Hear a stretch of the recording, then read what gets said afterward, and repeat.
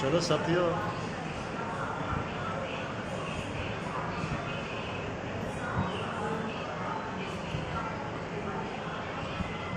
निकलने की तैयारी करो भाई। सो और मैं तो सो रहा हूँ।